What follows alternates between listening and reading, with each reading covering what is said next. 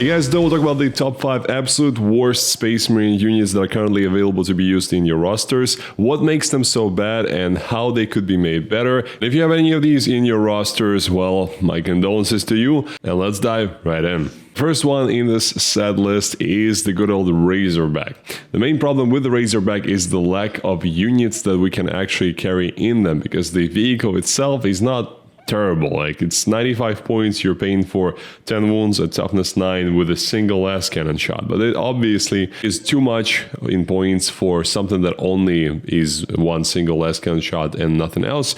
We're obviously playing here for the transport capacity, and you can only fit tactical marines inside, which apart from Devastators, everything else is not that great. And to be honest, the Devastators are a bit overpriced for their 4 multi-melters. They're not bad, don't get me wrong, but they're overpriced. There are 20 points.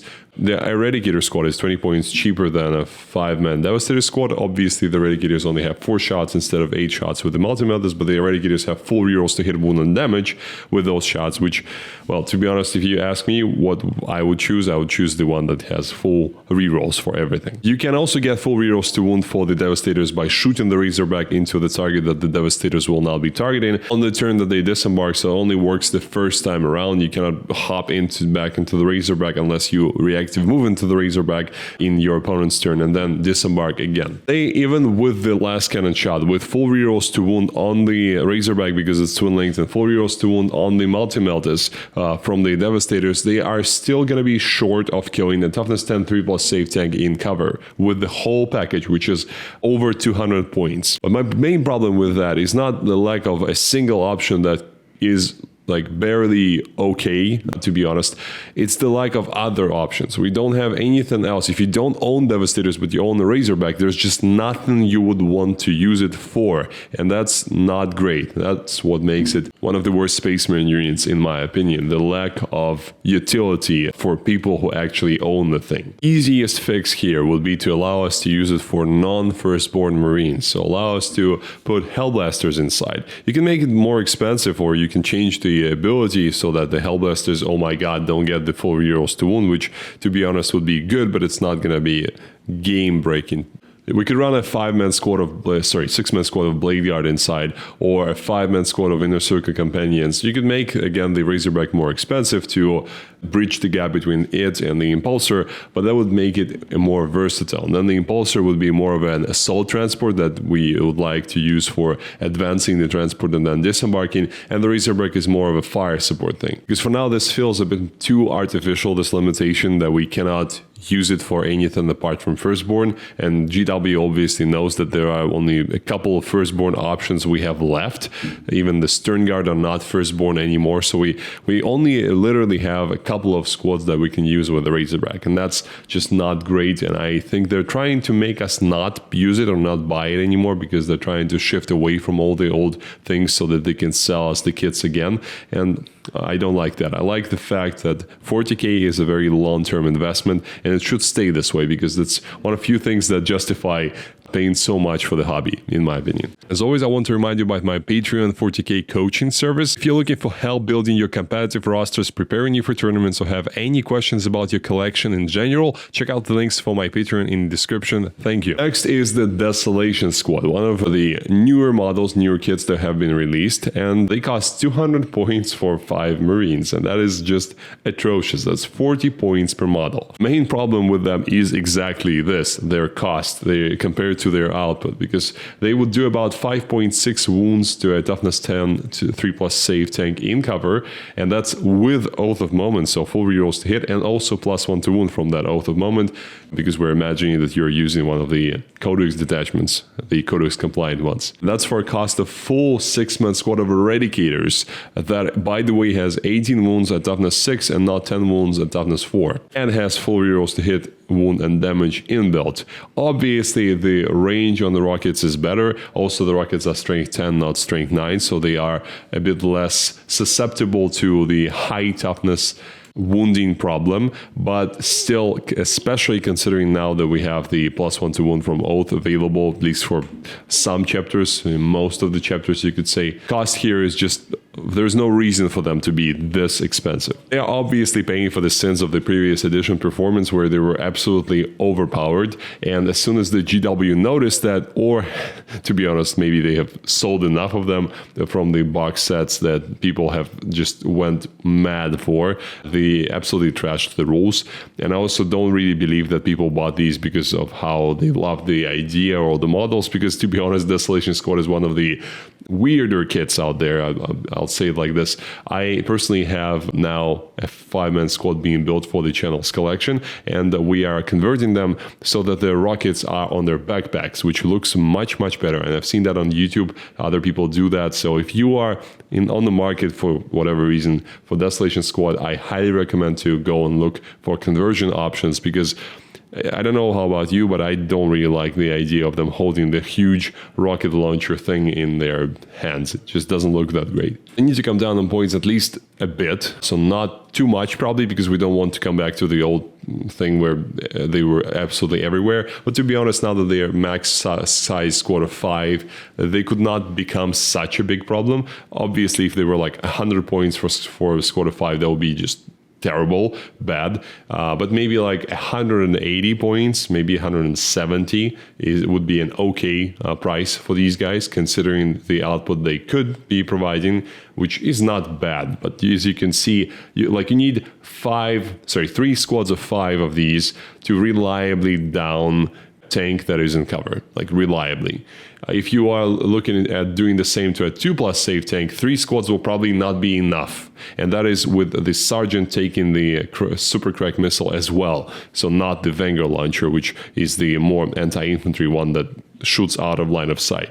Next is the Hammerfall Bunker. This thing is cute as hell, and if you have ever seen it on a tournament on a table and you see it, please send it to me to my email address. You can find it in the channel description. It's so rare, and I've not ever seen it in real life. I've only seen it in pictures. So if anyone brings that to an actual tournament, any tournament, it can be a small one, I would love to see it. As you can imagine, the reason why I'm saying it is because this thing has absolutely no place being in any competitive event on any competitive table, at least in its current form. And it's sad because the idea is very cool, and it gives me the old StarCraft vibes like nothing else in 40k. It's a toughness 12, 2+ save, and 14 wound immobile model in a game where everything hangs on how well you can move. So yeah, we have a big problem right here. You can target it with Overwatch for free, so you can make its 6 heavy bolter shots or 2d6 heavy flamer shots in Overwatch. Are you impressed? I'm sure you are. So you're paying also 175 points for that, which used to be the price of a Vindicator, and now the Vindicator is 10 points more expensive. So yeah, the Hammerfall Bunker is definitely winning this competition.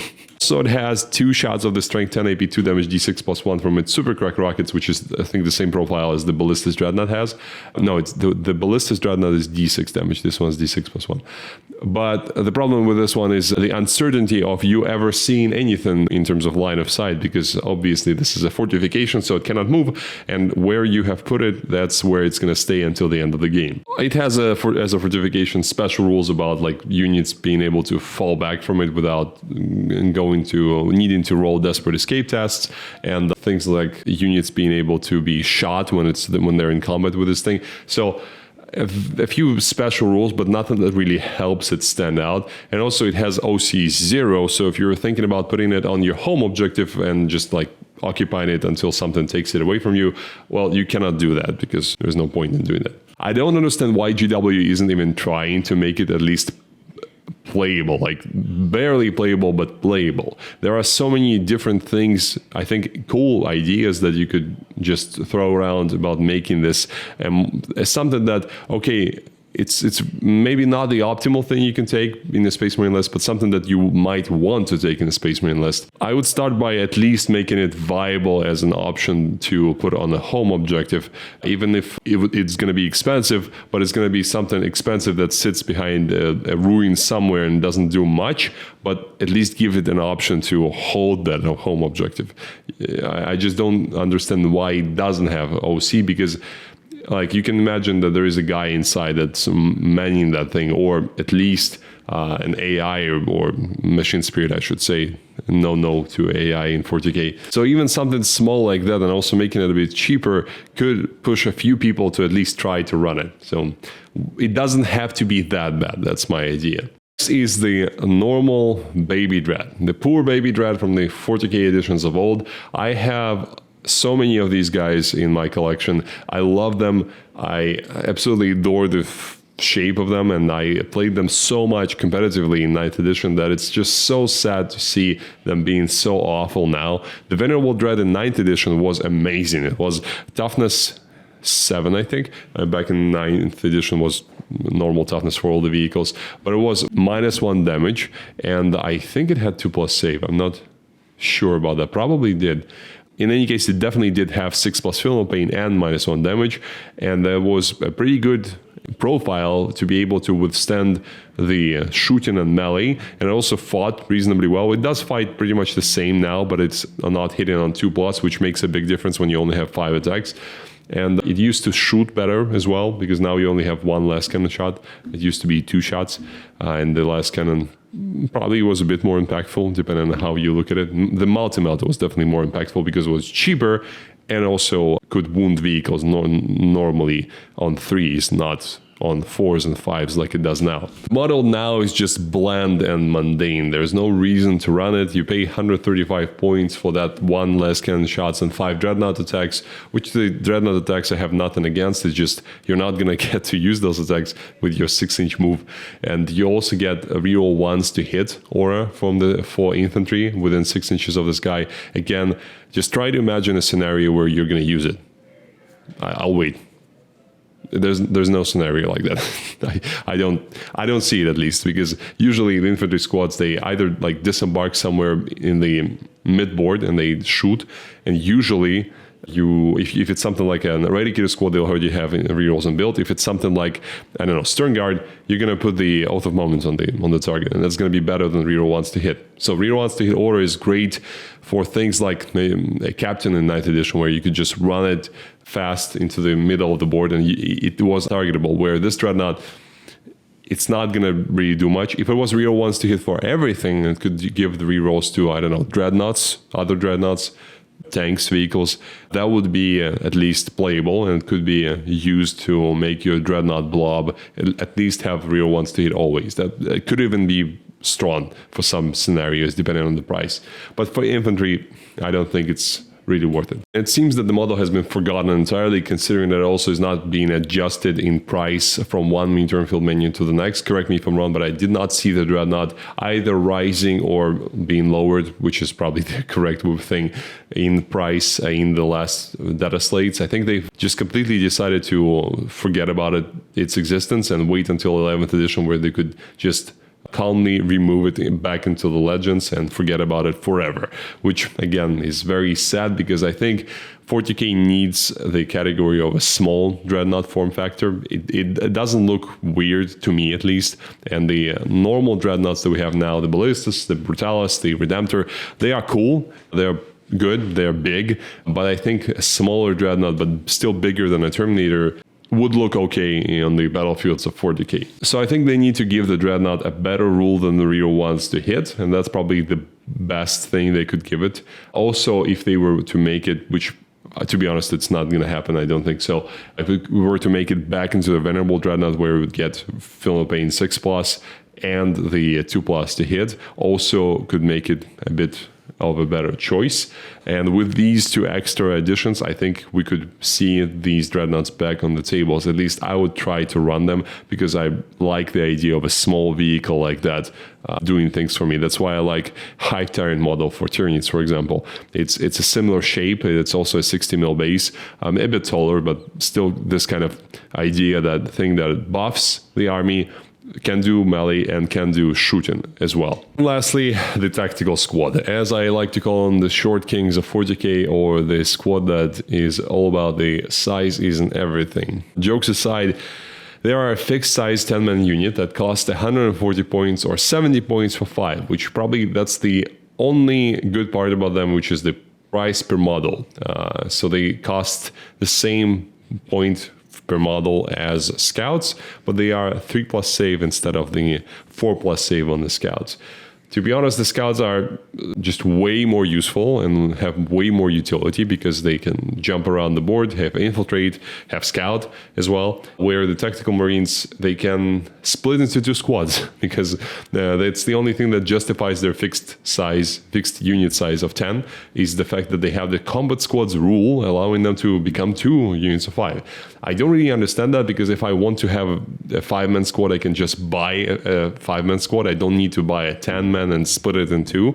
So I really don't understand this idea. It's as if they were trying to like not completely remove combat squads from the game, so they left it in the tactical squad, which no one is ever going to use, so that a few people that ever use the combat squad's ability in 9th edition are not sad, which, by the way, I used that ability quite a lot with my Death Watch and was pretty cool, but, well, it's a shame it's gone.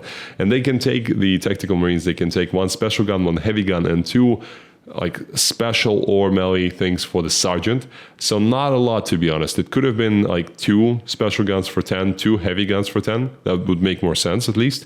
But for some reason they decided to limit it to only 1 per 10. My question to them is essentially the same. Why do they even exist in this form in the Space Marine Codex? What's their purpose? What makes them a standalone data sheet? Why do I or anyone else, why would I or anyone else want to run them in my list? And I don't have a good answer to any of these questions. It seems again that the GW is just not really thinking about the applicability of these units because they are trying to teach us to forget about them so that we can focus on the primary stuff, new stuff, and those people that still have the kits from the old times can finally make the change, which I am all about the new models. I love new stuff, but I would like for the old ones to either be, well, completely sent into oblivion in Legends, which obviously makes it, from a business standpoint, a spot for outrage for some people, and that's probably why GW are keeping them, because you can't really complain about the unit being not strong enough. It's a very subjective thing to complain about. However, if they remove it from being played in the competitive scene or like officially removing them from the codex, that's something that is easy to complain about. So I think this is just essentially a business trick that they've already forsaken these units. They're not trying to make them good, but they're just not ready yet to commit to a full exclusion from the codex. And that's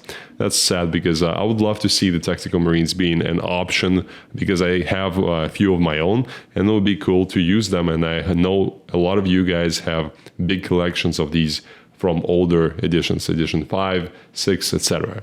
Let me know what you think about the worst Space Marine units. I very well might have missed something and it's not in this top 5. Let me know what you think, because I did not cover the special units of the diversion chapters. Most of the really bad ones have already been removed with this last iteration of the codexes, but maybe there's still something that I don't know about or have forgotten about. So let me know in the comment section below. Thank you guys for watching. I'll see you next time.